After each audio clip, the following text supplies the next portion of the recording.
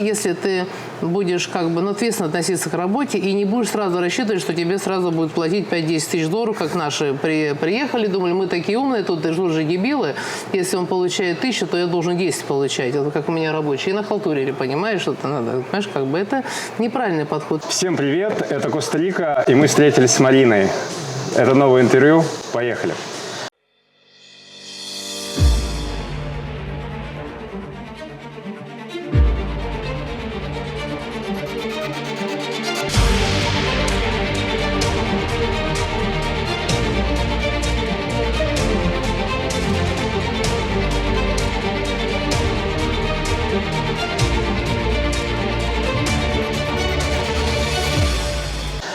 Марин, привет. Скажи, пожалуйста, как ты вообще оказалась в Коста-Рике и чем ты здесь занимаешься?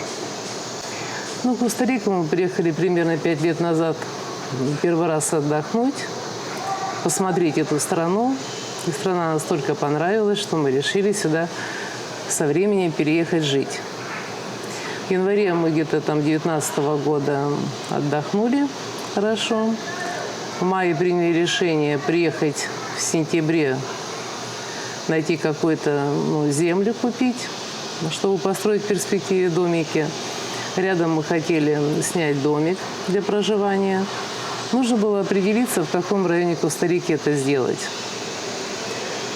Поэтому я попросила своих друзей из Коста-Рики рассказать мне по разные территории, про плюсы-минусы. Попросила съездить, снять видео, помочь мне снять какой-то домик. В результате мы в сентябре сняли в Гуанакасто, в поселке Кончаль, домик. Там хорошо отдохнули на берегу океана. И потом стали ездить в сентябре, когда приехали, по всей Коста-Рике. Мы много чего посмотрели, но там больше всего нам понравился этот поселок Пунта-Леона. Вначале нам тут сюда не давали пропуск. Мы объездили все Гуанакасто, объездили Мануэль-Антонио. И подобрать участок, который я хотела в закрытом поселке, участок с видом на океан, чтобы инфраструктура вся была, чтобы охрана была, и купить, и рядышком снять дом. Такая была задача. Но вначале здесь пропускная система, нам комендант никак не давал пропуск. Тут не было еще русских в этом поселке. Окей, мы до поселка дойдем. Вопрос, почему именно Коста-Рика? Почему именно эта страна? Она мне очень понравилась сразу. Мы до этого объездили 36 стран мира. И в перспективе хотели найти страну, которая подойдет по всем нашим требованиям для постоянного проживания. А ваши требования какие были? Требования были такие, что теплый климат, круглый год. Коста-Рика подошла по всем. Да, это единственная страна, которая подошла по всем показателям. Это круглый год, теплый климат. Здесь у нас в поселке 28-30 градусов. 28-30 вода. Очень важно было, чтобы круглый год вода была 28-30. Я даже не знала, что такое может быть. Мы очень любим природу. И здесь страна-парк. Здесь и попугаи, и еноты, и носухи, и белочки. Я очень люблю животных. Мы дома жили, у нас всегда были животные, собаки, коты. И здесь просто какой-то, страна-зоопарк. Вот мы здесь живем, тут у нас... Бесплатный зоопарк. Бесплатный зоопарк, и они в живой природе, они такие все милые. И очень нам это нравится. И поэтому... Климат подошел, потом меня удивили здесь люди. Они очень доброжелательные. Местные люди, костариканцы, они какие-то уникальные. Я таких людей не встречала нигде в мире. Вот поэтому климат, люди, природа, животный мир. Вы выбирали страну дистанционно вначале? Или вы приехали, изучили полноценно? Мы приехали просто сюда, когда объездили все страны, и все, нам ни Бали, ни Сейшелы, Мальдивы, понятно. Понятно, ни Турция, ни Египет не подходила, ни Тенериф, ни Канары. В общем, понятно, что всю Европу объездили, Италия, Испания, ничего. Франция, мыс Антиб, более-менее мне понравился, потому что там гора, мне нужно было, чтобы это были горы, зеленые горы и вид на море, на океан. Во Франции все очень дорого. Последний раз, когда мы приехали, очень много этих каких-то арабов, и грязно, и люди нервные, и опасные. В общем, мы были в шоке вообще. И потом после этих всех объездов всех стран Мы даже в Австралию, в Японию съездили посмотреть там. Австралия очень красивая природа, но тоже не та энергетика. И когда мы приехали после всего этого в Коста-Рику, мы поняли, что мы попали на другую планету. Но мы любим природу. Понимаете, есть люди, когда приезжают, очень переживают, что здесь нет большого театра, хотя здесь классный театр, периодически проходят какие-то концерты. Кому-то нужны музеи, да, кому-то нужны какие-то увеселительные заведения. Но здесь бывают они, нам их вполне достаточно. Тут недавно хор Турецкого приезжал, мы сходили на концерт, и, в общем, было интересно посмотреть. Там бывает периодически, тут шикарный театр в Сан-Хосе есть, разные мероприятия. Мы тут, русскоговорящая публика, там Масленицу отмечали, там День России отмечали. В общем, нам этого хватает, этой развлекухи. А то, что мы это живем в этом краю, поэтому она для меня отличается от всех стран. Очень мне понравились люди. Они очень доброжелательные, очень местные в основном. Конечно, здесь есть приезжие венесуэльцы, там колумбийцы, они немножко никарагуанцы, они немножечко другие, но не то, что там непростая жизнь. А костариканцы, они очень милые, очень добрые. Это такая атмосфера здесь витает. Мне очень нравится. Русскоговорящих здесь вообще много в Коста-Рике? Когда мы сюда приехали, нам сказали, что здесь 5000 русскоговорящих. А сейчас говорят, что русскоговорящих до 25 тысяч сюда приехало в Коста-Рику. А насколько дружная комьюнити? Как встречаетесь, праздники проводите? Значит, у нас есть достаточное количество друзей. Мы очень многих в Сан-Хосе знаем. Значит, русских, которые живут здесь долго. Общаемся мы со всеми. В общем, дружески, любим встречаться на мероприятиях. Как всегда, а друзья это, значит, несколько человек, как всегда. Просто знакомых много, мы прекрасно друг к другу относимся, в принципе, все дружелюбно, все хорошо. Но есть близкие друзья, наши русские, мы к ним приезжаем на праздники, дни рождения, они к нам приезжают сюда отдохнуть. Но это, как всегда, это нормально, когда более близкие люди среди русскоговорящих, это такой костяк есть. И нам достаточно. Нам достаточно здесь этого общения, этих друзей, всего как-то, все комфортно. Но здесь просто есть люди более молодые, которым более тяжело здесь устроиться. Я знаю про них, но мы с ними меньше общаемся. Да? Мы как-то общаемся там с людьми немножечко постарше, но все равно там помоложе нас, допустим. Есть с кого выбрать себе, потому что всегда выбираешь по своей энергетике. Прилетели вы из Москвы? Да. Не скучаете по Москве? Нет. Россию давно посещали? Мы когда все прилетели вначале, и здесь сняли дом, купили эту землю, все, и поехали на 2 недели отдохнуть в Москву, это 3 года назад, в марте. 2 недельки отдохнули, потом обратно начался ковид. Долетели до Парижа, и с Парижа нас не посадили на самолет в Коста-Рику, а вернули в Москву, потому что в 12 часов дня закрылась Коста-Рика. И мы 9 месяцев пробыли в Москве. И с первым самолетом 5 ноября, когда открылась Коста-Рика, мы прилетели сюда. И последние эти почти 3 года мы уже безвыездно. И как сейчас ситуация... мы продали всю недвижимость в Москве, успели сюда перевести деньги, и на деньги построили один, второй дом. Этот дом, который второй построили, мы там живем, а тот первый, в котором мы прожили 2 года, мы сейчас его сдаем. И поэтому там дочка у нас живет со своим парнем, все вроде бы хорошо. Пока они сюда к нам приезжают, но нам пока не хочется сюда ехать. Нет пока, слава богу, никаких таких проблем. Здесь нам очень нравится тепло и климат. И пока как-то необходимости не было, а просто так ехать неинтересно. Когда строили дом, какие проблемы увидели, ощутили на себе? Первый дом было мне сложно строить, потому что, хотя у меня в России компания была строительная большая, в течение 25 лет существовала, мы строили, с 96 года мы сами ее с мужем подняли, развились и строили, кстати, большие очень дома, 3000, 5000 метров, там, с элитной отделкой, сложной инженеркой. Таунхаусы. Да, и там у нас была очень большая команда, большая компания, которую мы закрыли, перед тем, как приехать сюда. А здесь мне, как в 90-е годы, пришлось здесь тоже собирать команду. Мне тоже интересно было, когда первый дом начала строить, я просто искала рабочих, Но я еще тогда не знала, это 3 года назад, когда прилетели, я не знала испанского, было сложно. Но мне помогал мой архитектор Роландо, он русскоговорящий, учился в свое время в Киеве. Поэтому подсказывал, что как. И это мне был первый объект. Он были сложные. Сложности были в том, что я сначала хотела из русских наших ребят собрать команду, как я в 90-е годы делала в России. Собрала русских ребят, мы вместе учились работать, и мы потом очень сильно подняли компанию. Эти ребята потом стали у меня прорабами, и потом уже компания большая стала. Там только 25 инженеров-прорабов работало. Начинали прям с маленького коллективчика. Хотела здесь такое сделать, но не получилось. Как-то наши ребята, как-то они, в общем, халтурили. Им хотелось рвануть и много заработать денег, чтобы скорее сделать. И делали очень много халтуры, и не стыдно это было делать. Пришлось их выгнать, найти местных и с ними закончить дом.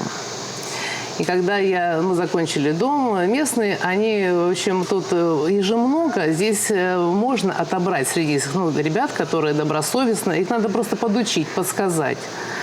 Там рассказать. И они, в общем, когда к ним по-доброму, по-хорошему объясняешь, они стараются.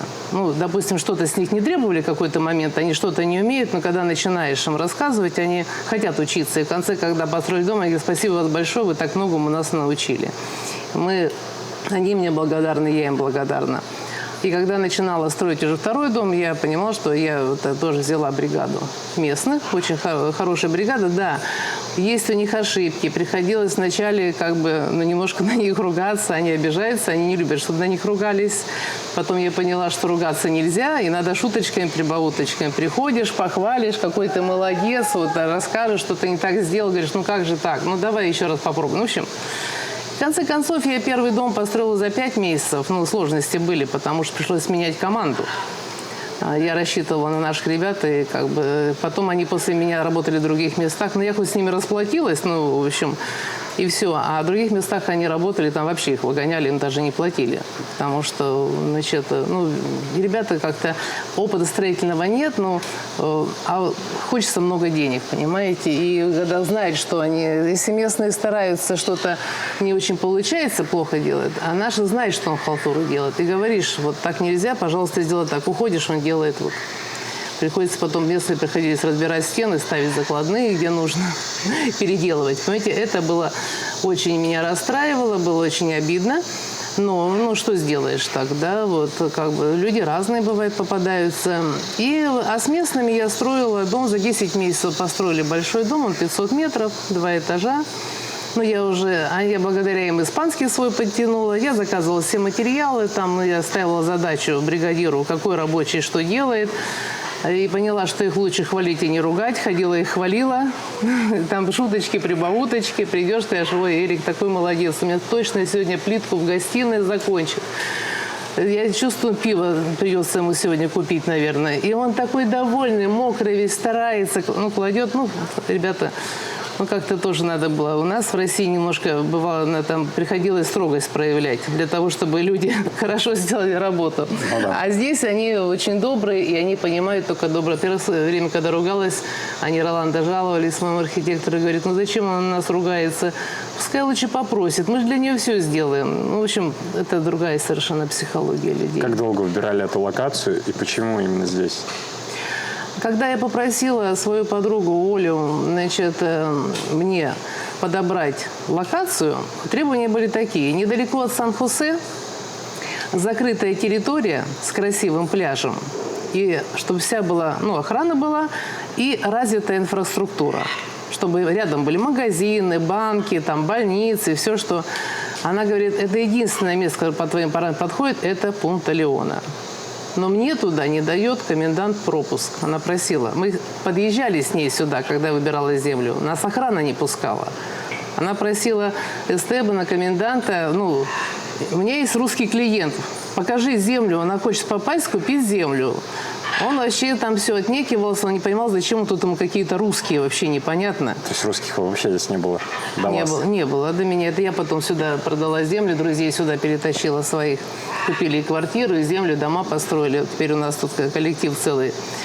Вот. И до этого, сейчас это ТСТ-банк. Ну, в общем, потом, когда мы уже с отчаяния хотели Мануэлю Антонио купить землю, сидели там на совещании, могли дозвониться хозяину этой земли, ну, хотя там намного меньше нравится, там и влажно. И, ну, там хотя бы закрытый был поселок, там просто намного дороже и земля, и мантименты там сумасшедшие, $1000 в месяц, это надо было за охрану все платить. Я думаю, хоть что-то, ну, пора покупать, видно, жительство подавать надо, документы надо делать. И как раз позвонила Стебан, он говорит, ладно, давай, привози свою русскую. И мы все бросили, приехали, он с нами встретился, он говорит, я хочу на нее посмотреть. Он посмотрел на меня как-то и как-то отнесся с симпатией. Сейчас это у меня лучший друг. Он мне очень помогал. Когда мы строили первый дом, ну, мы у него тут же сняли дом, мы, значит, показал землю. Сначала то, что мне очень понравилось, это потом я эту землю показал. Мы купили, рядышком сняли у него же дом. Здесь в аренду мы 2,5 года снимали, пока вот здесь жили, пока этот дом построили, переехали. И я ему очень благодарна, он очень во многом помогал, советовал, ну, где окна заказать, где там ворота гаражные, где материал купить. Ну, в общем, мы с ним сейчас друзья. Вот. И до сих пор для меня, я очень благодарна, что все-таки мне удалось сюда попасть. Для меня лучше места в Коста-Рике нет. Насколько оно сейчас расширилось здесь вообще, стройка домов и так далее? Да, здесь очень много сейчас домов строится, землю практически все раскупили здесь. Вот тут еще там 1-2 участка продается, дома вокруг строятся активно. И очень, ну, здесь просто такой сейчас, но все больше и более обжитой становится поселок. И рядом Хако и Родора, там очень за эти последние вот эти 4-5 лет очень много построили домов, магазинов, ресторанов пооткрывали, там поликлиники. Ну, в общем, очень развивается. Как моя подруга говорит, что Хако скоро будет как Майами. Сейчас начали 16-этажные дома большие строить. Большинство соседей ваши это иностранцы или костариканцы тоже здесь покупают? Здесь и иностранцы, и костариканцы.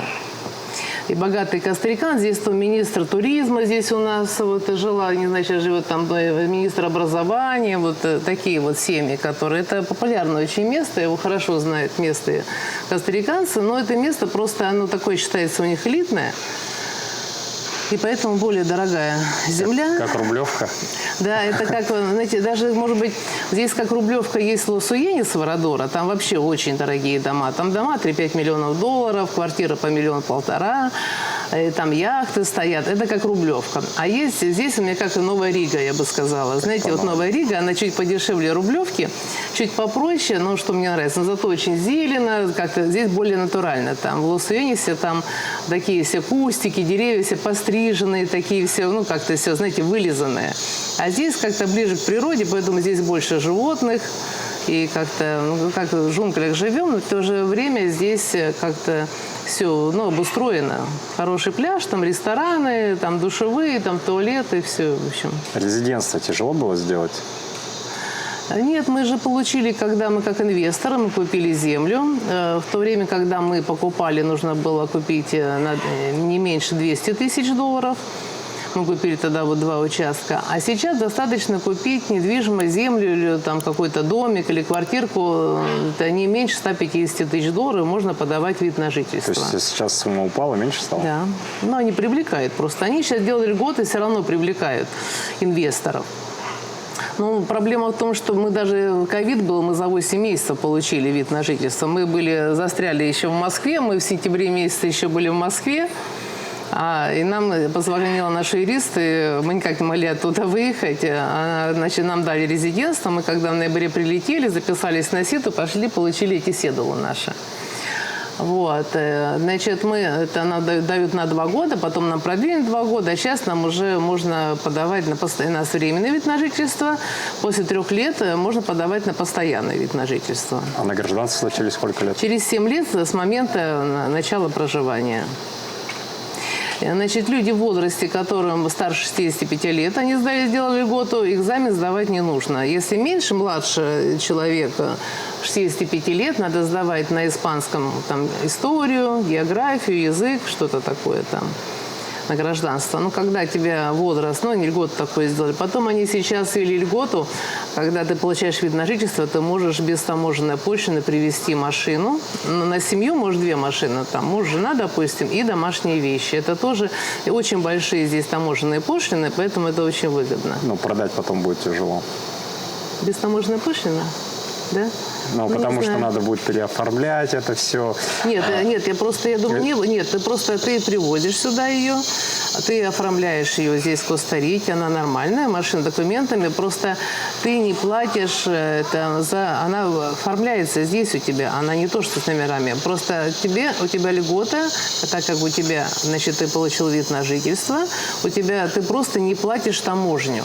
Да. Понимаешь, когда ты машину купил в Америке, сюда перегоняешь, или в Мексике, да, ты должен, она стоит на таможне, ты оплачиваешь таможню, а тут забираешь ее без таможенной пошлины. Ну, ты сюда привез ее как русский, а ты потом захочешь продать, к примеру, говорит, ты будешь продать костариканцу. И вот этот взнос... Нет, но ты же уже тебе вид на жительство будет, это льгота будет, когда ты уже получил седул и вид на жительство. Да, то есть пользоваться я этой машиной могу на тех условиях, которые вы рассказали. Так. Но если я захочу эту машину продать, кто-то должен это заплатить таможенный взнос. Либо, я не уточняла. Да, либо я, потому что я продавец продаю, либо костариканец, который будет покупать. А ее туда не продашь, да? Да, тяжело продавать. Вот это интересно. Переоформление документов. Да, это в Панаме тоже такая история есть. Да. Я про это не знала. Это интересно, надо, кстати, узнать. А то стоит это заморачиваться. Да, потому что там очень много времени потом с документами займет. Да, потому что мы не покупаем машину на всю жизнь. Ну, мы купили здесь Grand Cherokee себе в салоне. Тут они, конечно, дорогие. Они в 2 раза дороже, чем, допустим, в Америке продаются такие машины. Но зато в салон приехал, мы там ее обслуживаем. Вот. Ну, просто муж думал, что если мы будем менять, он хотел, и была идея перегнать, но мы как бы не знаем, мы никогда не покупаем машину там на много лет. Это каждые 3-5 лет меняем, как бы, да, и поэтому это хорошо, Димочка, ты подсказала, я просто не в курсе. По медицине сталкивались здесь с медициной? Были какие-то проблемы? Вы знаете, здесь, когда мы вид на жительство получили, мы должны оплачивать медицинскую страховку. На двоих мы оплачиваем, раньше было $100, сейчас курс там упал, где-то $120, где-то примерно на двоих с мужем в месяц. Но мы ни разу не болели здесь. За 5 лет мы ни разу не болели. Но было... Природа дает свое. Так мало того, что мы... пару раз, знаете, от кондиционером где-то продуло в машине, была такая легкая простуда, пару дней приехали. Здесь очень удобно. В аптеку приходишь, и там врач всегда. И тебе дали противирусные таблетки. Кстати, даже они очень хорошие. Я когда уезжала в Москву, привозила, и дочка с собой я покупала. Здесь таблетки очень хорошие. Вот. И пьешь буквально пару дней, и там простуда проходит. И ковид был, мы не делали ничего, но мы не болели ковидом, хотя у нас, когда тут рабочий строил там дом, заболел ковидом, вся семья, мы общались, мы не знали, что ковидового дня, и мы, слава богу, не заболели, потому что иммунитет, он получился. Но помимо, мало того, что простудных нет, у меня в Москве, была большая ответственность, серьезная компания, у меня болело все, что может болеть у человека. Во-первых, у меня протрузии и грыжи в позвоночнике, куча. У меня были сосуды, у меня болела поджелудочная. Значит, очень часто у меня было 4 раза воспаление легких, 1 раз я чуть не умерла, понимаете. Я очень много работала и была очень замученная, очень переживала за всю ответственность, все болезни от нервов, понимаете. Я болела постоянно. Когда я приехала сюда, я я сразу почувствовала для себя это как место силы. У меня другое состояние души. Но расслабиться было сложно. Вот это вот нервное состояние, в котором я жила всю жизнь. Очень тяжело было как-то расслабиться. Но постепенно я смотрела на костариканцев, общалась с местными, училась у них. Жить как-то спокойно, с радостью в душе и чувствовать себя счастливым человеком.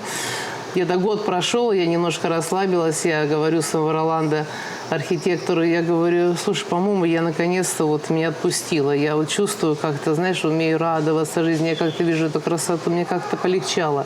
Потому что я всегда как комок нервов была. Всю жизнь в этом напряжении, всего боишься, как-то чего-то там, надо куда-то бежать, что-то делать, не пойми, что делать. И мучили и страхи, бог знает чего. Вот. И он говорит, да, говорит, видно, что ты немножко тебе полегче, а то ты такая злая, сюда приехала. Мне так смешно, но он прав. Вы за границей, вдали от дома и нуждаетесь в медицинской помощи? Доверитесь компании «Росмедицина», вашему надежному партнеру в области здравоохранения. Мы специализируемся на предоставлении экстренной медицинской помощи и лечения за рубежом для русскоязычных граждан. Наши главные приоритеты – здоровье и благополучие наших пациентов. Мы сотрудничаем с лучшими международными госпиталями и службами экстренной помощи, известными своим высоким уровнем медицинской экспертизы и современным оборудованием. Наши услуги включают экстренную госпитализацию и медицинскую эвакуацию, медицинский туризм, а также роды за границей с возможностью оформления второго гражданства для детей. 5 причин, почему стоит выбрать компанию «Росмедицина». Первое. Лицензированная клиника с более чем 10-летним опытом работы. Второе. Встреча или проводы в аэропорт на автомобиле реанимации. Третье. Сопровождение психологом, владеющим 3 языками. Английский, русский, испанский. Четвертое. Опытные травматологи-хирурги с опытом реконструктивных операций. Пятое. Возможность получения финансовых бонусов, компенсация расходов и скидки на авиаперелеты. Если вы нуждаетесь в медицинской помощи за границей, доверьтесь компании «Росмедицина». Медицинские специалисты сделают все, чтобы обеспечить вам максимальное спокойствие и уверенность в лечении. Подробная информация в описании под этим видео. Сейчас я смотрю, когда приезжают люди с России, кто занимается бизнесом, с Америки, с Канады. Очень людям нелегко в развитых странах. А сейчас вот последние годы ситуация везде как бы усложнилась по разным там причинам. Люди очень напряжены, очень напряжены. И, конечно, вот у меня тут есть, ну, там друзья, которые переехали сюда, вот у них дети учатся в школе, они тут недавно были на гостях, они в Сан-Хосе живут, они говорят, вот дети пришли и говорят, там, им в школе сказали, что последний раз война в Коста-Рике была 200 лет назад и длилась 2,5 часа. Понимаете, откуда такие люди? Они на генетическом уровне другие. Они утром просыпаются, у них самое главное, они подходят там, к внуку, там, к сыну там, и спрашивают, ты счастлив сегодня? Самое главное, что ребенок сегодня проснулся и уже чувствовал себя счастливым. Все, ничего больше не надо. Какие у них традиции есть, отличающиеся от нас? Ну, у них, понимаешь, для них дети – это боги, да? Значит, они, вот сейчас, когда вот эти друзья, которые девочки учатся здесь, приехали 1,5 года, живут уже здесь, из Москвы, они удивляются, насколько девчонки дружат, ну, с директором школы, с учителями, с другими учениками. Девочки очень умненькие, хорошо учатся, и они говорят, как приходит в школу, вот директор школы подходит, учителя, какие у вас дети, какие у вас дети. Говорит, нам в Москве, говорит, ну, они тоже очень хорошо учились, ни разу не сказали, что какие все-таки молодцы, что у вас они отличницы, что спортсменки там, вот. А тут приятно. И она вот сидит, говорят, там, может, просто, значит, дочка сидит и вечером по телефону переписывает, говорит, ты с кем? С директором школы. Там они обсуждают вопросы, там, понимаешь, вот по поводу, там, где лучше волейболом заниматься, где, в какой университет поступить. Ну, как бы, понимаешь, у них это все вот знакомые моих, это дети моих знакомых, все очень довольны вот школой. Даже, значит, ну, в основном, ну, это, конечно, в основном учатся в платных школах. Американские есть платные школы, там, значит, ну, даже дети, кто учится в бесплатных школах, все равно довольно, вот там, конечно, немножечко попроще, обучение, понятно, людей побольше, детей в классе, но отношение к детям хорошее. Вот здесь у них, семья для них это главное, понимаете, они очень, это, и для них очень важно состояние души человека. Не сколько у тебя денег, да, не какие у тебя возможности, а вот они тебя любят таким, какой ты есть. И это очень ценно. Но при этом, я знаю, здесь очень обеспеченные местные семьи, которые получили дети хорошее образование, занимаются бизнесом, там, риэлторством, там, медицинским бизнесом, потом компьютерный бизнес, ну, разные там направления. Здесь же есть много американских компаний, и на них работают местные, в том числе они учились и здесь, и в Америке, где-то в Европе. Очень много здесь обеспеченных, интеллигентных семей, которые по миру поездили и дали детям хорошее образование. И это молодежь. Но мне что приятно, они вот приезжают, люди, которые имеют свой бизнес. Там есть кто-то яхтами занимается, ну, кто-то стройкой, там, даже архитекторы, ну, много. Но они все равно какие-то. Вот они вроде бы и в бизнесе, много работают, но они какие-то счастливые и довольные. Я занималась уже с бизнесом, и сейчас приезжают люди бизнеса с Америки, с Канады, бедные, они такие уставшие. Насколько Коста-Рика безопасна? Ну, для меня кажется, что она вообще безопаснее России и Москвы, понимаете? Потому что я живу в таком районе, мы забываем двери закрывать в этом доме, там гараж, там машину вообще никогда не закрываем.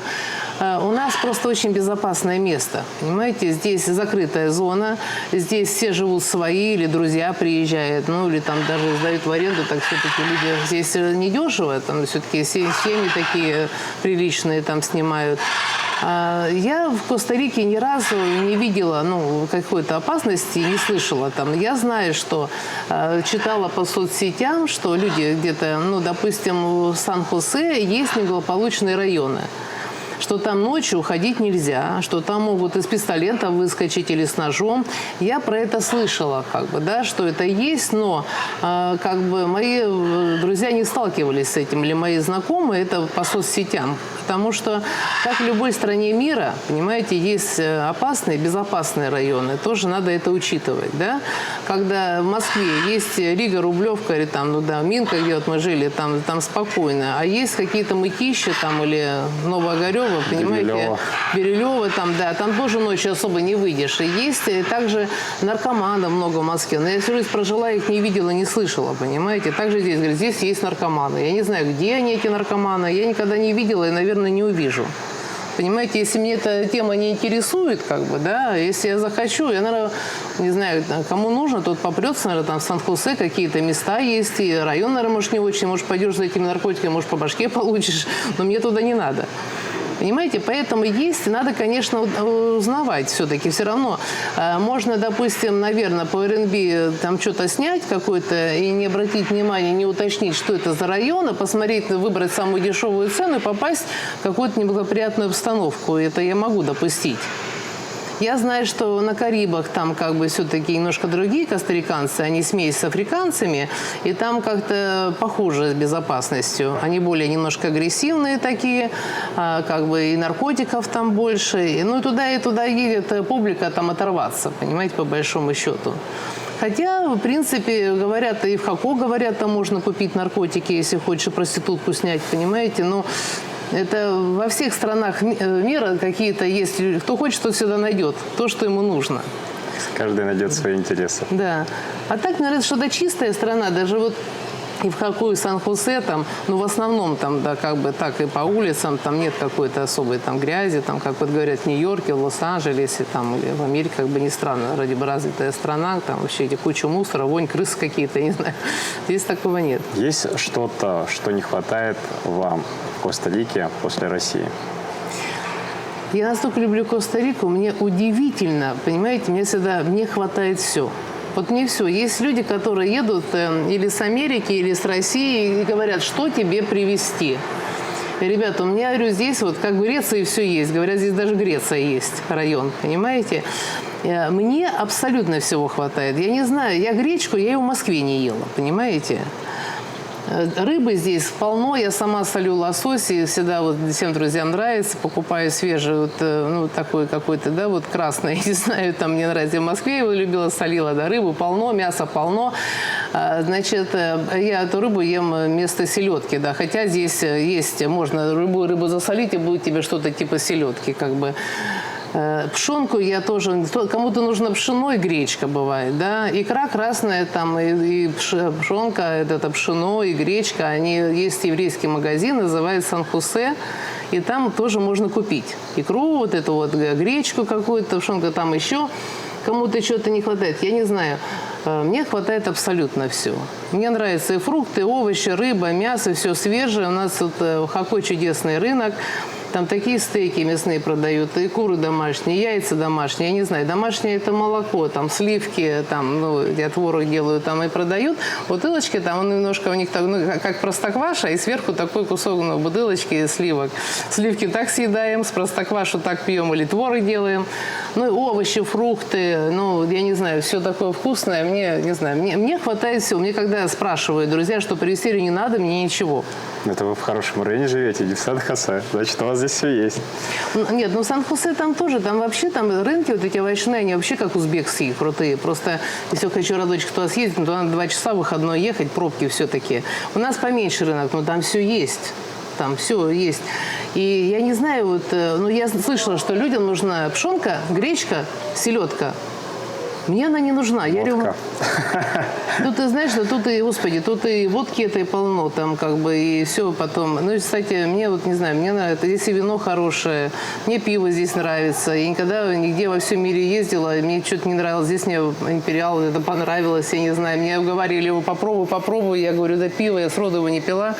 Попробовала, на удивление, мне понравилось пиво тут. Я не знаю, мне нравится все. Потом самое главное, знаете, когда ты приезжаешь, для меня это место силы.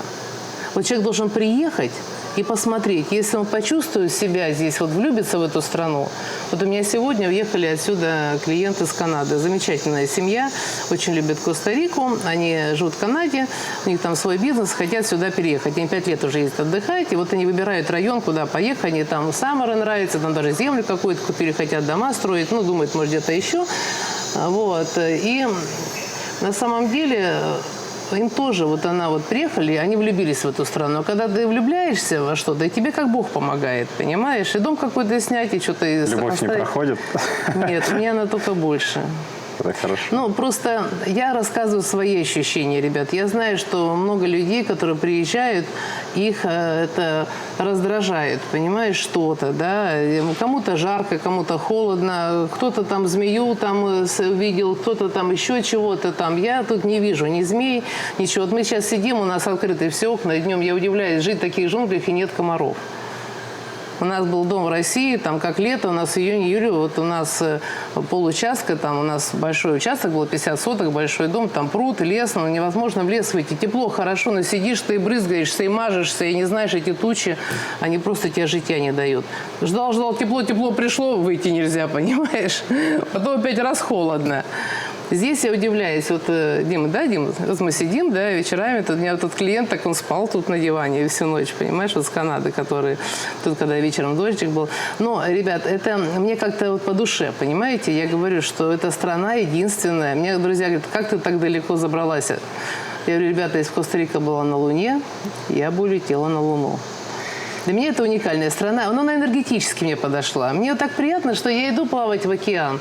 Бывает по выходным люди. Они такие все добрые, они все улыбаются, все как-то с такой любовью на тебя смотрят. Но это просто как-то энергетически мне очень приятно.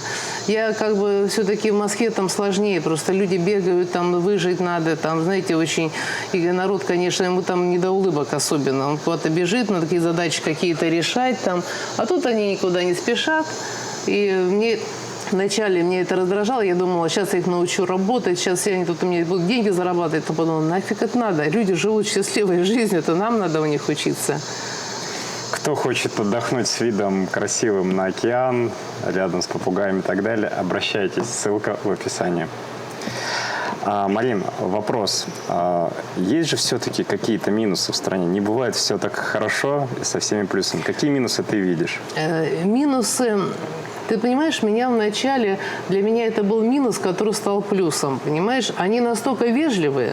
Я иду с архитектором, еду в Сан-Хосе. Вначале мне это просто бесило. Мне нужно объехать 3 магазина, вот для этого дома, да, купить плитку, купить там, узнать, ну, стиральную машинку, там, купить там вентилятор, к примеру, да. И вот то, что они очень, как бы, не спешат, вот для, знаешь, для дела, да, вот.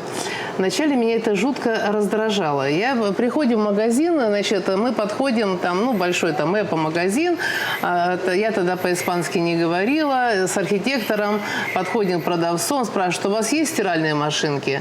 И он говорит, нет стиральных машинок. Ну, я говорю, так, пошли скорее. Он будет сначала, прежде чем вопрос задать, он 5 минут будет спрашивать, как дела, там, то все, там, поулыбаются. Незнакомые люди. Потом они сказали, что нет, и он опять что-то, то что-то ему рассказывает, а может там быть, а может там...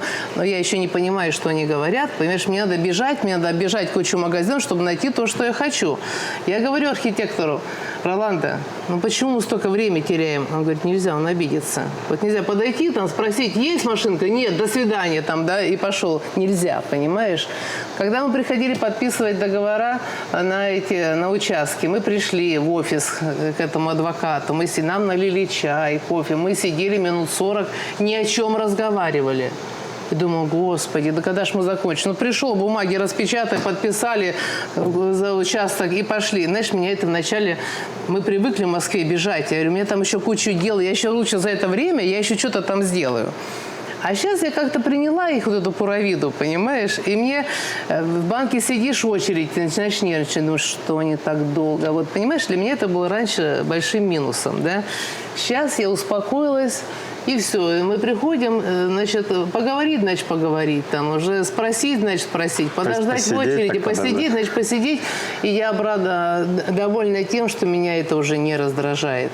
Потому что для человека, ну, каких-то развитых стран, конечно, это первое время это будет раздражать, потому что нам кажется, нам надо еще много дел сделать, а мы вот на любезность, на вот это вот, знаешь, чтобы не обидеть, мы тратим столько времени. В результате мне, чтобы 3 магазина объехать, мы за этой вежливости моего архитектора, мы 2 могли только посетить и что-то выбрать, что-то мы не покупали. Я говорю, ты боишься на тебя обидеться, а я на тебя не обижусь, мы должны были сегодня сделать еще то-то, то-то, то-то. Пока мы с этим поговорили, с этим полюбезничали, там поговорили, мы уже не успеваем, понимаешь? Он говорит, ну и что? Ну, так, у нас так принято, это Коста-Рика, понимаешь? Потом поняла, все. А потом были такие моменты, что мне надо что-то, когда оформить, я уже по-испански немножко говорила, я забегаю вперед архитектора, чтобы он вначале, то, что он девушке, продавцу, там, мы покупали, там, ну, в общем, панели, там, материал, там, это для моего дома. Я вперед забегаю, говорю, мне нужно то-то, то-то, здравствуйте, мне нужно то-то, то-то, то-то, чтобы она уже набирала в компьютер, потому что он сядет, будет сначала с ней говорить, Линда, как как дела, понимаешь? А я думаю, боже мой, когда же мы уже это... Ну, понимаешь, вот это вот, то, что касается... Для меня это вначале было. Для меня вот сейчас...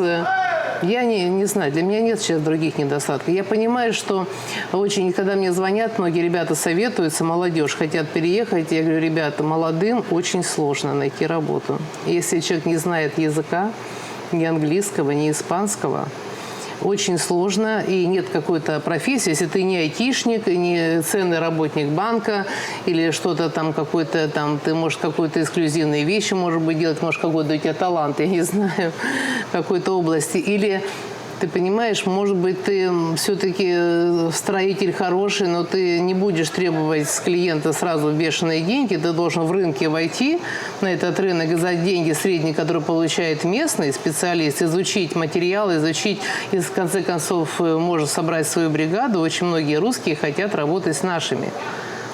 Если ты будешь честно относиться к клиенту, порядочно, а не обманывать его на деньги, при этом халтурить и подсовывать какой-то плохой материал, ты здесь в строительстве очень много всего строится, можно создать конкуренцию. Но наши хотят сегодня хапнуть и все. И это плевать, понимаешь, к сожалению. Если мы коснулись этой темы, какие бы рекомендации, согласно своего опыта, ты бы дала вновь приехавшим? Как действовать, что стоит, что не стоит делать?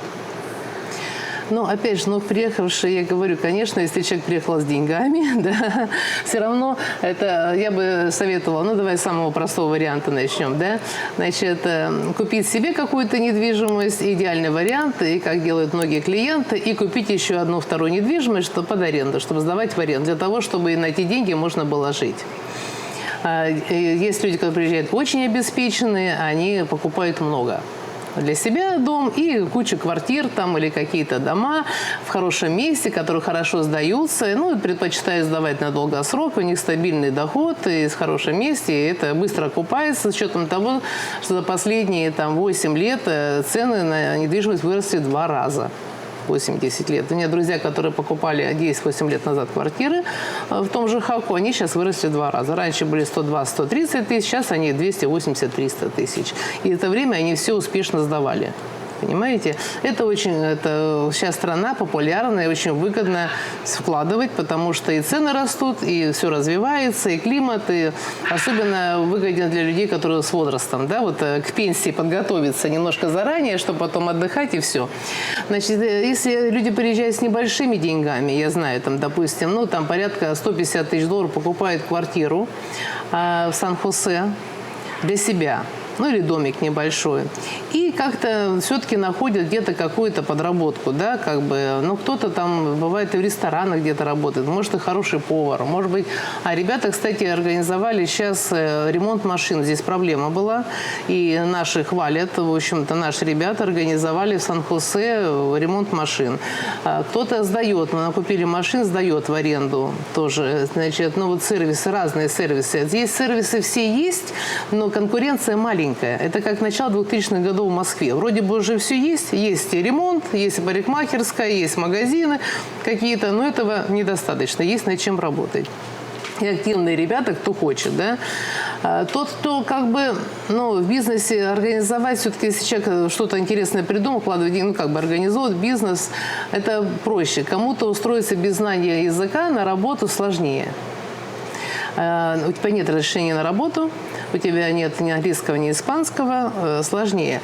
Но хотя бывает, что как бы наши приезжают, если они все-таки, ну, как бы любят работать, ответственные, не обманывают. К нашим людям, которые здесь давно живут и уже обеспечены, приехали, здесь есть много наших богатых, которые шикарные дома, они то нянь ищут, то домработницы ищут, то каких-то там еще, в общем, тоже услуги там надо как бы сделать, да, водители бывают, ну, это тоже, это можно найти, если ты будешь как бы, ну, ответственно относиться к работе и не будешь сразу рассчитывать, что тебе сразу будут платить 5-10 тысяч долларов, как наши приехали, думали, мы такие умные, тут же дебилы, если он получает 1000, то я должен 10 получать, это как у меня рабочие, и нахалтурили, понимаешь, что-то надо, понимаешь, как бы это неправильный подход. Начиная с малого, те, кто начали с малого, они развивались как-то, и живут, и, в принципе, как бы довольны.